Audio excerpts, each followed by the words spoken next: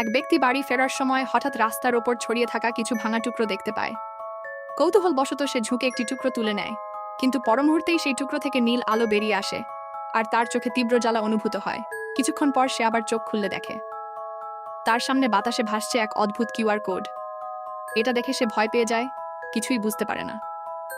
ঠিক তখনই কিউআর কোডটি নিজে থেকেই স্ক্যান হওয়ার সংকেত দেয়। সে আবার চোখ বন্ধ করে খুলে, আর আশ্চর্যজনকভাবে কোডটি সক্রিয় হয়ে যায়। তার চোখের সামনে নানা তথ্য ভেসে ওঠে। ফিনিক্স স্টিল বাউন্স, অবস্থান জঙ্গল, বয়স 5 বছর, স্বাস্থ্যের অবস্থা ভালো, আর গোপন তথ্য হিসেবে উল্লেখ থাকে বাউন্সের স্তরের ভেতরে 3টি পাখির ডিম লুকানো আছে। তখন সে আবার ভাঙা পেলার একটা টুকরো নিয়ে বুঝতে পারে সে সবকিছুতে কিউআর কোড দেখতে পায়। এটা দেখেই সে দ্রুত প্রাচীন জিনিসপত্রের গলির দিকে রওনা দেয়, দেখতে চায় এই শক্তি দিয়ে সে তার ভাগ্য বদলাতে পারে কিনা। সেখানে একটি দোকানে তার চোখে পড়ে খুবই সাধারণ একটু ভাঙাচোরা একটি কাপ। সে যখন সেটিকে স্ক্যান করে বিস্ময় হতবাক হয়ে যায়, কারণ সেটি আসলে সং রাজবংশের আসমানি নীল রঙের একটি মূল্যবান পেয়ালা, যার দাম কোটি টাকায়। ভেতরে ভেতরে আনন্দে ভরে উঠলেও সে নিজেকে সামলে নেয়। ঘুমিয়ে থাকা দোকানদারকে জাগিয়ে দাম জিজ্ঞেস করে। দোকানদার ঘুম ঘুম চোখে বিরক্ত হয়ে বলে, 50 টাকা দাও।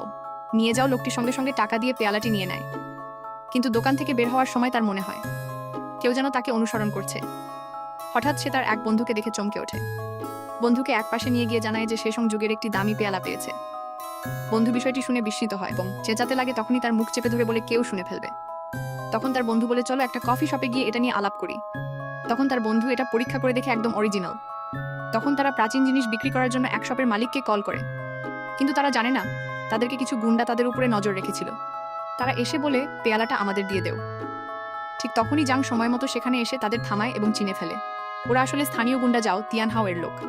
জাং সাবধান থাকার পরামর্শ দেয় এবং পেয়ালাটির মূল্য 1 কোটি টাকা নির্ধারণ করে। লোকটি প্রস্তাবে রাজি হয়ে যায় এবং সঙ্গে সঙ্গেই টাকা পেয়ে যায়। এদিকে যাও তিয়ানহাও যখন ব্যর্থতার খবর পায় সে ভীষণ রেগে যায় এবং প্রতিশোধ নেওয়ার সিদ্ধান্ত নেয়। সে কাঁচা পাথরের একটি নিলামের ফাঁদ পাতে লোকটিকে ফাঁসানোর জন্য। বন্ধুর কাছ থেকে খবর পেয়ে লোকটি নিলামে হাজির হয়। সেখানে সে তার ঐশ্বরিক দৃষ্টিশক্তি ব্যবহার করে সহজেই সাধারণ পাথর আর আসল মূল্যবান পাথরের মধ্যে পার্থক্য বুঝে ফেলে। তখন সে তিয়ানহাও তার সাথে বাজি ধরে হেরে যায়।